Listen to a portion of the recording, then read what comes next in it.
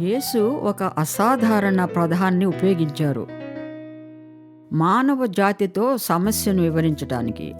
ఆ మాట పాపం.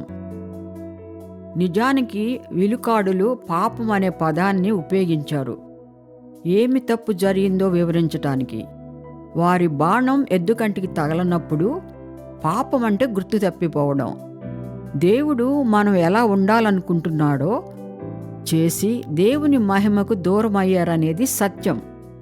అలాంటప్పుడు మనం పాపము నుండి ఎలా స్వస్థత పొందగలం? బైబిల్ మనకు సమాధానం ఇస్తుంది. యేసు రక్తము ద్వారా మాత్రమే. మేము ఈ ఉచిత బహుమతిని ఎలా అందుకుంటాము? మీ పాపము గురించి పశ్చాత్తాపడండి.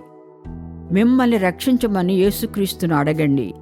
అతను సజీవంగా ఉన్నారు, ప్రస్తుతం ఉన్నారు, మరియు క్రీస్తు పాపక్షమాపణ ఇవ్వటానికి సిద్ధంగా ఉన్నారు. ప్రార్థనలో ఆయనను అడగండి. ఇప్పుడే చేయండి.